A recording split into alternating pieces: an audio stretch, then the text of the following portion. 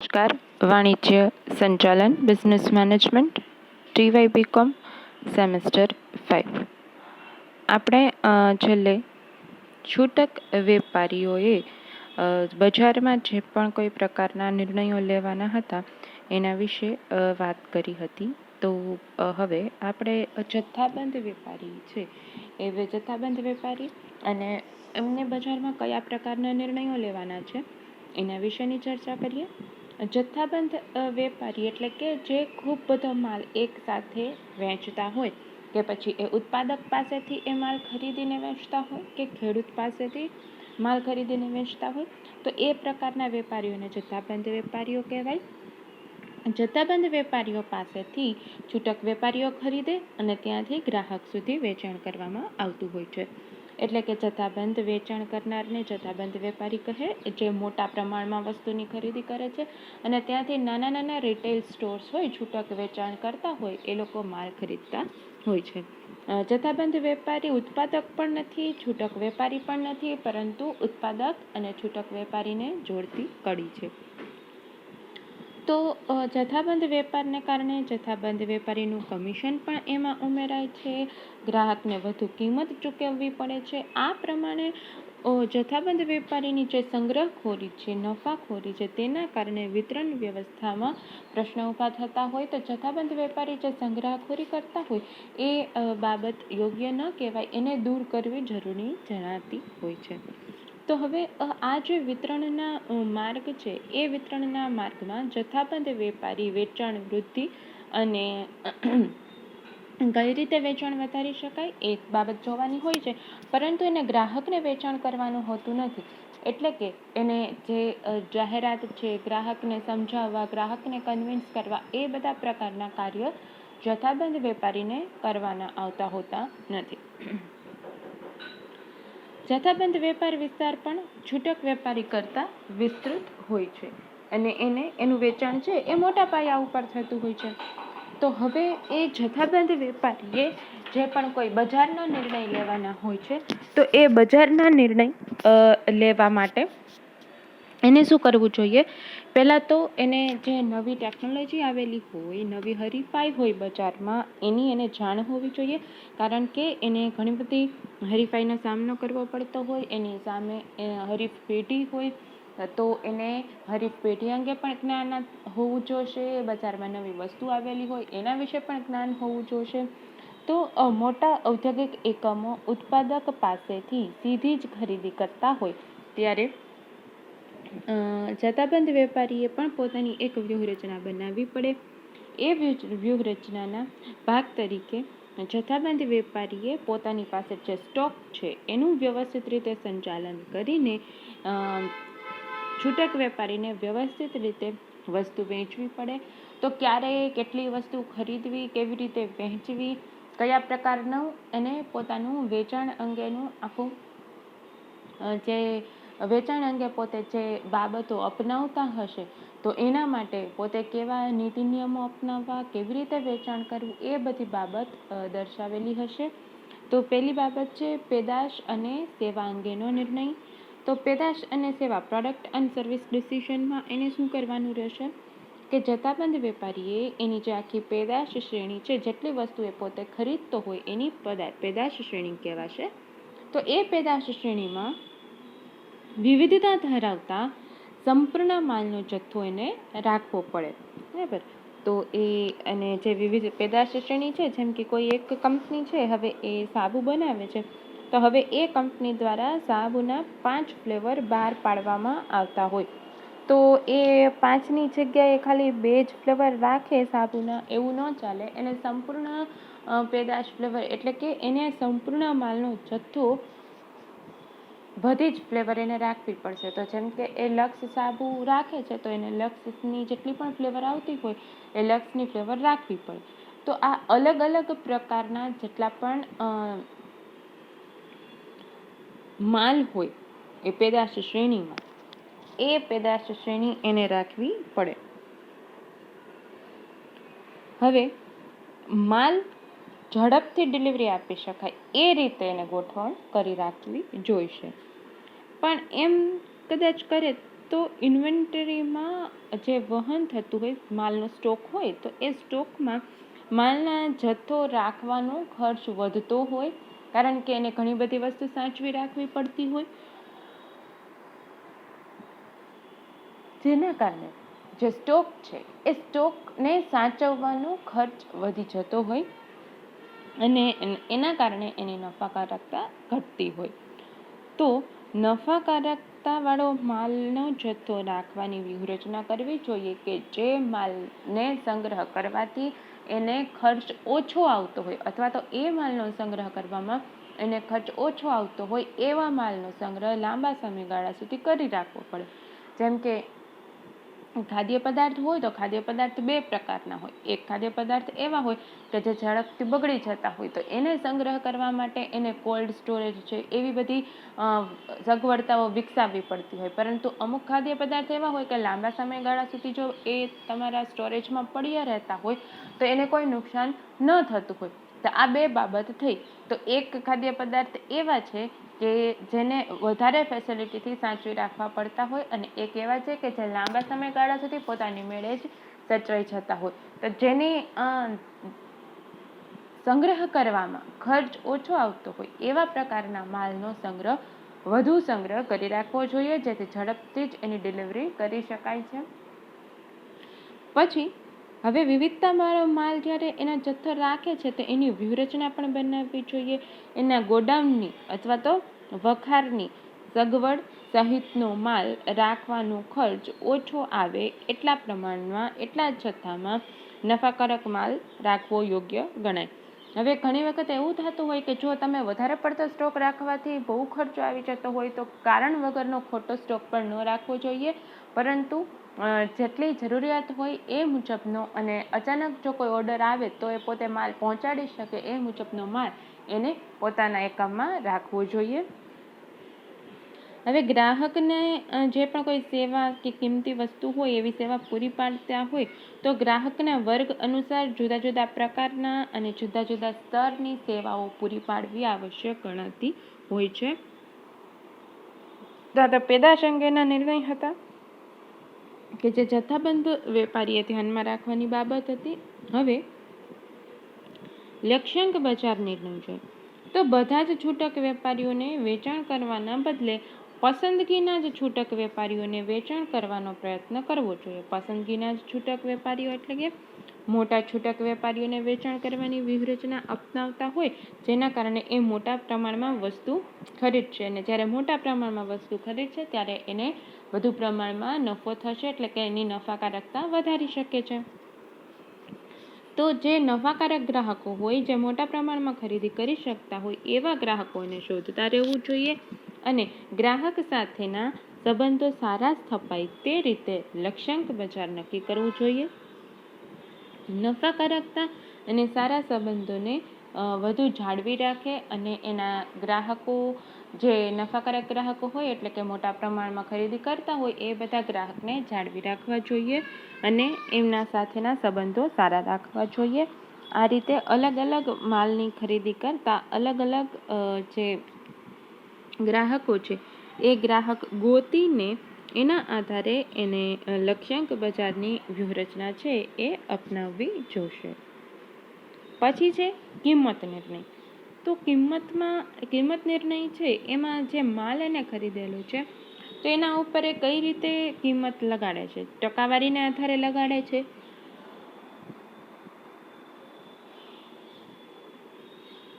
તો એમાં એના જે ખર્ચ થતા હોય એ ખર્ચ બાદ કરતા નફો નક્કી કરેલ ગાળો જળવાઈ રહે. જેમ કે એને જે પ્રમાણે એ નફો ગણતા હોય તો એના આધારે જથ્થાબંધ વેપારીને હરીફાઈ અને ગ્રાહકો સાથેના સંબંધોને આધારે નિર્ણય લેતા હોય તો કેટલા ટકા એ નફો મેળવીને ધંધો ચલાવવા માંગતા હોય એના આધારે જથ્થાબંધ વેપારીઓ સરેરાશ 2% કરતાં પણ ઓછા નફાના ગાળામાં ધંધો કરતા હોય છે. જથ્થાબંધ વેપારીઓને ઝાઝો નફો થતો હોતો નથી, જ્યારે રિટેલર છે એનો પણ નફો એમાં ઉમેરાયા બાદ એ વસ્તુ વેચાણમાં મુકાતી હોય અથવા તો સીધી જ ગ્રાહક પાસે પહોંચતી હોય છે.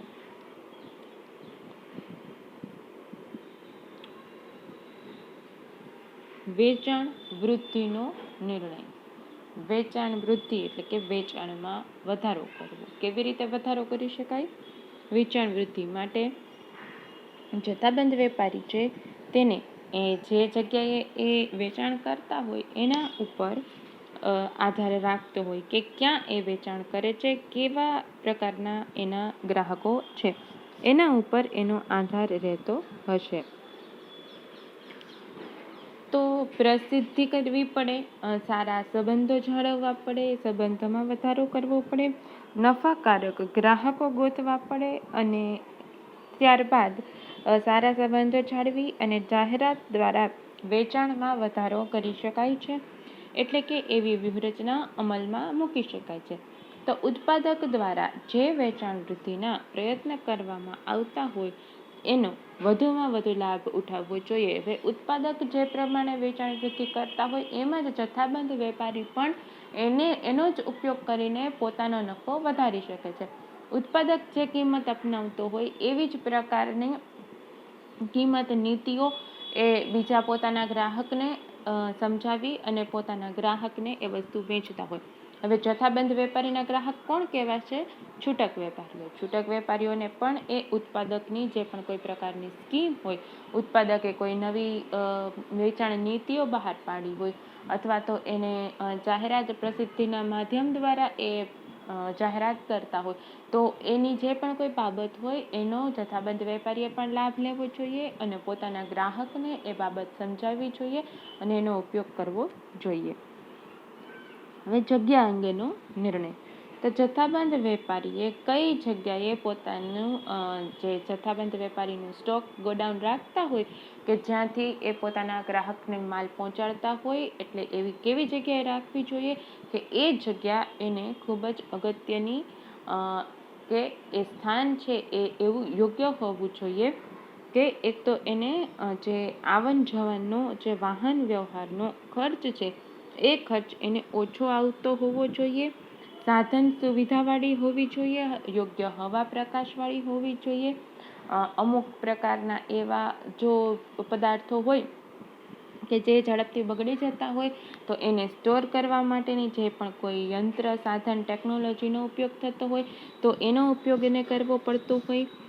ઓર્ડર પ્રમાણે માલ ઝડપથી મોકલવાનો હોય તો એ જગ્યા પણ નક્કી કરવી પડે અને આ બધા માટે ગોડાઉનમાં આધુનિક સુવિધાઓ ગોઠવવી પડશે. ગોડાઉનમાં એક ઓફિસ પણ રાખવી પડશે. કમ્પ્યુટર દ્વારા ઓર્ડરો મેળવવામાં આવશે. કમ્પ્યુટર જ એની નોંધ કરશે. ત્યારબાદ ગોડાઉનમાંથી માલ કાઢીને ટ્રકમાં ચઢાવવા પડે અથવા આ જે પણ કોઈ સાધનો દ્વારા ટ્રાન્સપોર્ટેશનમાં એનો માલ જતો હોય એ સાધનમાં એનો માલ ચડાવવો પડતો હશે અને આ બધી જગ્યાની પસંદગી પણ કરવામાં આવતી હોય કે જેના કારણે સરળતાથી એ માલ છે એ પહોંચી શકે. તો જૂના સમયમાં તો ભાડાની જે વિસ્તાર હોય એમાં ગોડાઉન અને ઓફિસ જે જગ્યા મળે તેનાથી એ લોકો પોતાનું કામ ચલાવી લેતા, પરંતુ હવેના સમયમાં વ્યવસ્થિત ઓફિસ, એમાં કમ્પ્યુટરનો યુગ હોવાથી કમ્પ્યુટર છે, ટેકનોલોજી છે, યંત્ર છે, આ બધાને કારણે ઓર્ડરની જે આખી પ્રક્રિયા છે કે જે સૌ પ્રથમ ઓર્ડર લેવો, પછી ઓર્ડરની નોંધણી કરવી, ત્યારબાદ જેટલા સમયગાળામાં ઓર્ડર પહોંચાડવાનો હોય આ બધી બાબતોને લઈને ઝડપથી કાર્યવાહી થઈ શકે અને માલની જે હેરફેર થતી હોય એ હેરફેર પણ સરળતાથી થઈ શકે. તો આ પ્રક્રિયાને કારણે એ વધુ સારી રીતે માલની પસંદગી કરી શકતા હોય. તો સૌપ્રથમ તો પેદાશ અંગેનો નિર્ણય કે કેવી પેદાશ વાપરવી, ત્યારબાદ લક્ષ્યાંક બજારનો નિર્ણય કે કેવા પ્રકારના ગ્રાહકોને માલ વેચવો છે, ત્યારબાદ છે કિંમત નિર્ણય કે કેટલા ટકાના નફાના ગાળામાં એ કામ કરે છે, ત્યારબાદ વેચાણ વૃદ્ધિ નિર્ણય તો એ ઉત્પાદકના જ વેચાણની જે અલગ અલગ સ્કીમ હશે એ સ્કીમનો ઉપયોગ કરીને પોતાની વેચાણ વૃદ્ધિ કરી શકે છે. અને જગ્યાનો નિર્ણય જે જથ્થાબંધ વેપારીઓ માટે જે જગ્યાનો નિર્ણય છે એ ખૂબ જ અગત્યની બાબત છે, કારણ કે જ્યારે એ વ્યવસ્થિત જગ્યાના નિર્ણય અંગે જગ્યા કઈ જગ્યાએ પોતાનો જથ્થાબંધ માલનો સ્ટોર રાખવો એ અંગે વ્યવસ્થિત વિચાર કરીને નિર્ણય લે તો એનું જે કામ છે એ ઘણું બધું સરળ થઈ જતું હોય.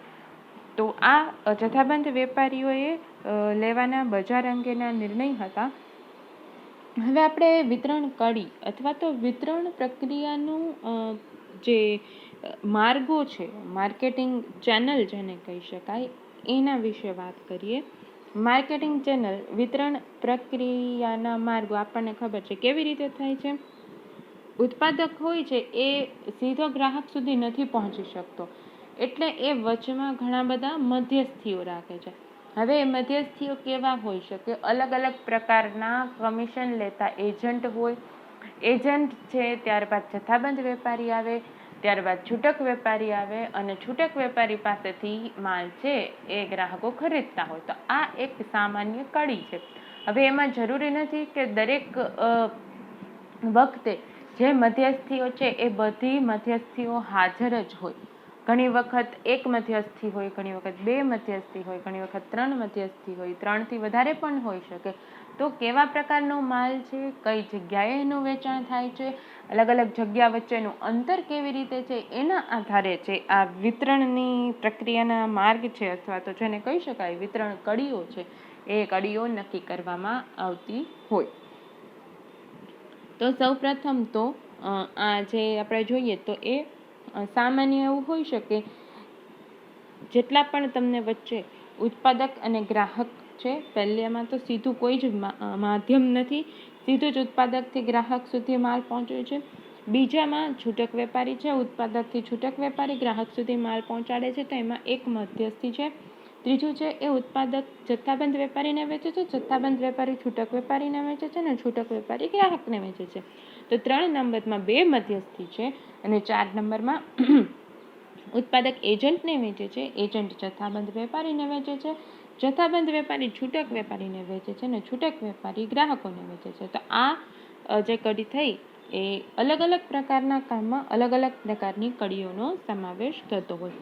તો હવે ઉત્પાદક પોતાની પેદાશો અંતિમ ઉપભોક્તા કે વપરાશકાર સુધી પહોંચતી કરવા માટે વિવિધ પ્રકારના આ માર્ગો પસંદ કરતા હોય, જેને માધ્યમ કહી શકાય.